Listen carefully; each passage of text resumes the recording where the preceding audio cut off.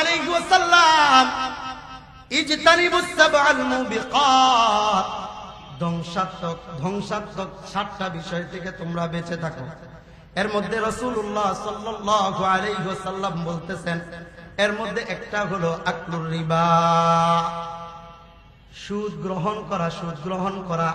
অপর একটা হাদিসের মধ্যে আসছে, লাআনা রাসূলুল্লাহ সাল্লাল্লাহু আলাইহি ওয়াসাল্লাম আকিলার রিবা ওয়া মুকিলাহু, যে ব্যক্তি সুদ গ্রহণ করে এবং যে ব্যক্তি সুদ দেয়, সকলের জন্য আল্লাহর নবীর পক্ষ থেকে লানত।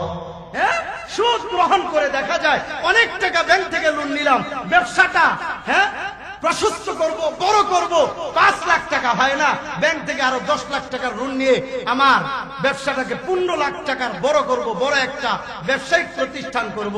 ঘুরে ফিরে দেখা যায় রবের কথাই ঠিক, ইয়ামহাকুল্লাহু রিবা ওয়া ইউরবিস সাদাকাত, ঘুষ, লোন, এগুলার মাধ্যমে দেখা যায় যে অনেক টাকা হয়েছে, কিন্তু বাস্তবতা হলো এগুলো আপনার জীবন শেষ করে দেয়।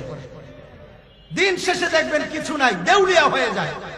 কারণ হারামে কোনদিন আরাম আসেনি। হারামে আরাম আছে? আপনি 5,000 টাকার মালিক, 5,000 টাকা দিয়ে আপনি হালাল ভাবে ব্যবসা করেন, আল্লাহ আপনার ব্যবসায় বরকত দিবেন। আপনি যদি 5 লাখ টাকা থাকে, হারাম পন্থায় চলে যান, 5 কোটি টাকা হলেও এই টাকা আপনাকে শান্তি দিবে না, এই টাকা আপনাকে অশান্তিতে নিয়ে যাবে। কারণ হলো অনেক টাকা পয়সার মালিক। হাজী সেলিম, টাকা পয়সার কি অভাব কম ছিল?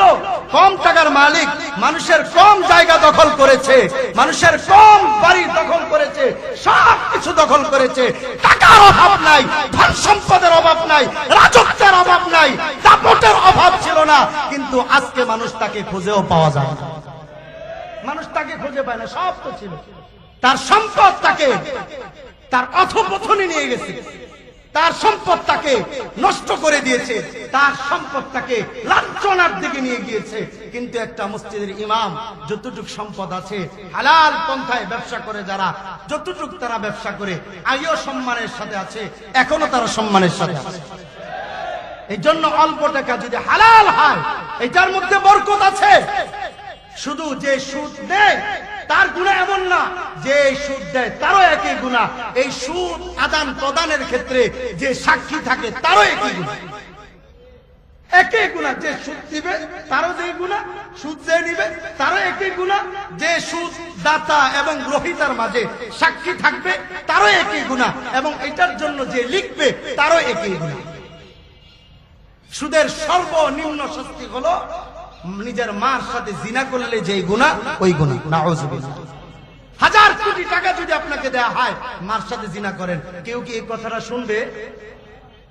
করা তো দূরের কথা, এই কথাটা শুনতেই তো ঘৃণা লাগবে। আপনি ভাবতেছেন এখন সুদের লেনদেন করে পরবর্তীতে তওবা তিল্লা করে আল্লাহর ঘর জিয়ারত করে বড় আল্লাহর ওলি হয়ে যাব, সেই পর্যন্ত যে সময় পাবেন আপনাকে নিশ্চয়তা কে দিচ্ছে? পর্যন্ত যে সময় পাবেন নিশ্চয়তা কে দিচ্ছে? এই জন্য আব্দুল্লাহ ইবনে ওমর রাদিয়াল্লাহু তাআলা আনহুমা বলেন, ইদা আসবাহতা ফালা তুহাদ্দিস নাফসাকা বিল মাসা, যখন তোমার সকাল পাও, আল্লাহর পক্ষ থেকে একটা সকাল পাও, তখন এই কথা বইল না যে সন্ধ্যা বেলায় এই কাজটা করব, কারণ তুমি জানো না সন্ধ্যা বেলা পর্যন্ত তুমি বেঁচে থাকো কিনা। ওয়া ইদা আমসাইতা ফালা তুহাদ্দিস নাফসাকা বিসসাবাহ, আর যখন তুমি আল্লাহর পক্ষ থেকে কোন সন্ধ্যা পর্যন্ত বেঁচে থাকো, তখন বইল না সকালবেলা কাজটা করব, কারণ বান্দা ফা ইন্নাকা লা তাদরি ইয়া আবদাল্লাহ মাসমুকা গাদা, কারণ আমি আপনি জানি না আগামী কালকে আমার নামটা কি নাম থাকবে না আমার নামটা লাশ হয়ে যাবে।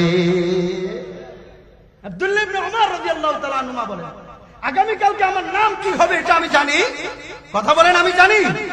আজকে আমার নাম ইয়াহইয়া আছে, আগামী কালকে আমার নাম লাশ হয়ে যেতে পারে, হতে পারে না? কোন নিশ্চয়তা আছে? কোন নিশ্চয়তা নেই। এই জন্য আব্দুল্লাহ ইবনে ওমর রাদিয়াল্লাহু তাআলা আনহুমা এটাই বলেন, যখনকার কাজ তখন করো, যখনকার তওবা তখন করো। হ্যাঁ, এই জন্যই তো আল্লাহর কোরআন বলে, ইয়া আইয়ুহাল্লাযীনা আমানুত্তাকুল্লাহ ওয়া দারু মা বাকিয়া মিনার রিবা ইন কুনতুম মুমিনিন। সুদ ঘুষ খাওয়া ছেড়ে দাও, সুদ ঘুষ খাওয়া ছেড়ে দাও, সুদ ঘুষ খাওয়া ছেড়ে দাও যদি তুমি মুমিন হয়ে থাকো। আর যদি তুমি মুমিন না হও, যেমন চায় তা করো। কারণ সুদ ঘুষ মানুষের সম্মান বাড়ায় না, সম্মান কমায়। পুলিশ ভাইরা যে আগে সুদ ঘুষ খাইতো, কম খাইতো, কদমতলী চত্বরে খাইতো, আমার মিটফুট হসপিটালের সামনে খাইতো, কদম কোতোয়ালি মোড়ে খাইতো, বংশাল মোড়ে খাইতো, গুলিস্তান মোড়ে খাইতো, মোড়ে মোড়ে পুলিশদের খানার আড্ডা খানা।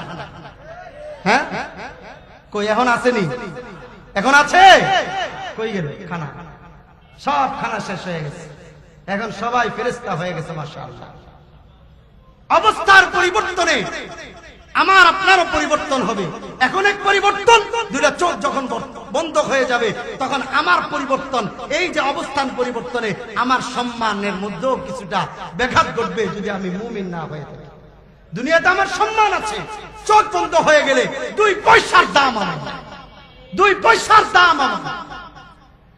এই জন্য রাসূলুল্লাহ সাল্লাল্লাহু আলাইহি ওয়াসাল্লাম বাজারে যখন যাইতেন তখন দেখতেন সুদি লেনদেন কেউ করে কিনা। রাসূলুল্লাহ খবর নিতেন, আমিরে মুআবিয়া খবর নিতেন।